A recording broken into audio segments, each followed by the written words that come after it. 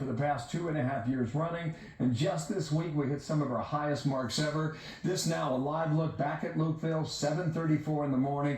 This is where 2 days ago Bill Melugin introduced the country and the world to what's happening in that part, and Bill now joins us again. He's live in Lukeville. Well, how's it going now? What happened overnight? What are you expecting today, Bill?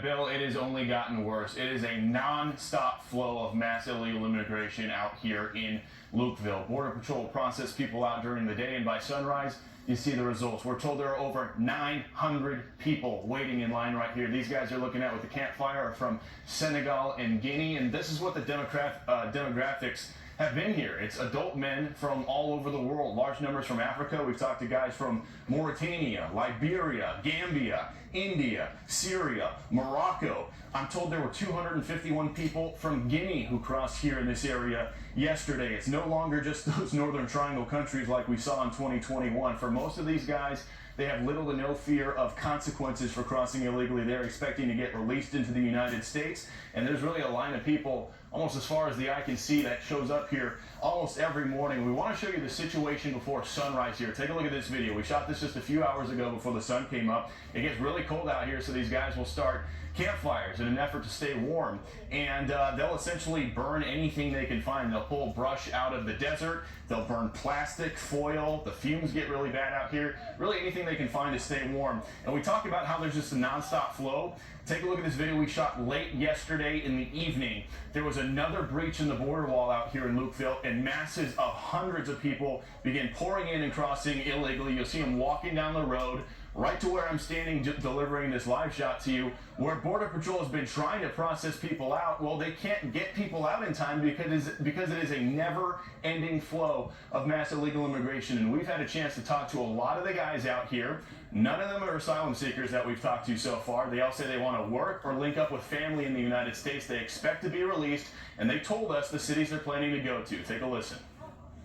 Where in the United States do you want to go? Detroit. California. New York City.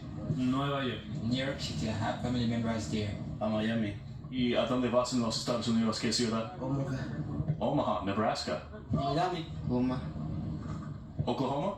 Igual. Sur Carolina. And back out here live, it's not just these single adult men out here. You're looking behind my shoulder. Those are family units over there. Border Patrol keeps them separate from the adult men. They'll get processed out first. That's why a lot of these guys are waiting here for so long to be processed. But we'll give you one final look at the situation here, guys. I mean, we are told by Border Patrol there are more than 900 people here waiting to be processed. This line just goes as far as the eye can see, and more people will cross illegally during the day. Border Patrol can't keep up. Their facilities are extremely over capacity, and this is one tiny little spot on the southern border. This is mass catch and release, and you're seeing the policy of mass catch and release behind us. That's why these people are coming. It's a pull factor. They really don't have any fear of consequences. We'll send it back to you, Dana. Bill, this is the same scene where Secretary Mayorkas, every time he goes to Capitol Hill and he's asked about the border, his main response is the border is closed. And I'm just curious, like, I'm sure you talked to Border Patrol, but like, even these migrants, they're like, obviously it's not closed.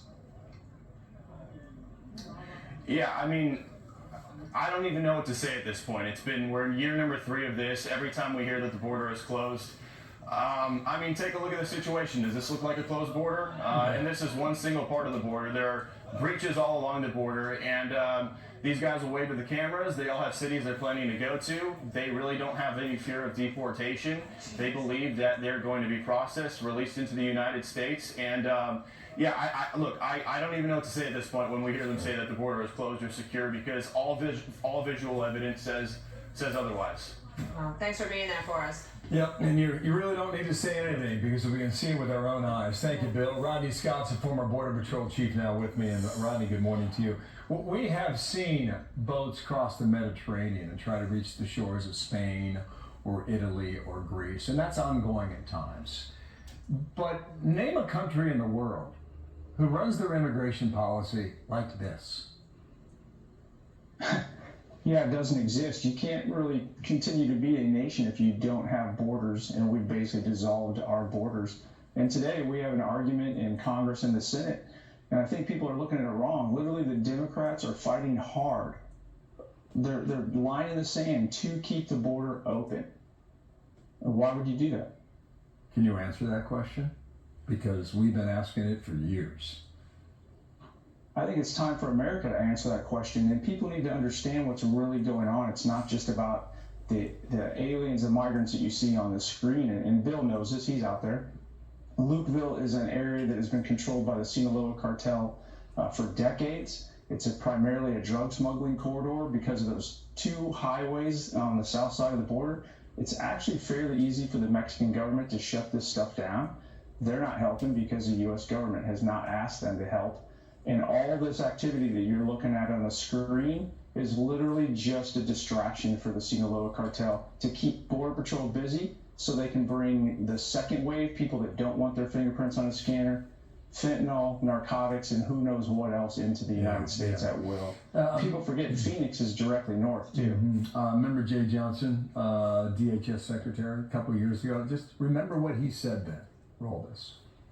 I know that 1,000 overwhelms the system. I cannot begin to imagine what 4,000 a day looks like. So we are truly in a crisis. Okay, take note of that. That was March of 2019, Rodney.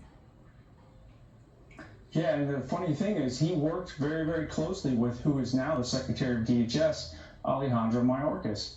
So anybody that doesn't think this is a crisis, they're lying to America. The fact that they're fighting hard and that they're willing to even potentially shut down government to keep the border open is unfathomable.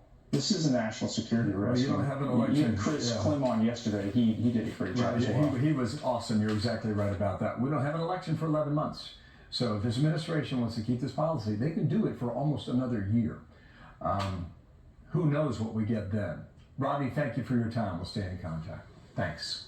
Thank you, Bill. All right. Dana. We'll call it down.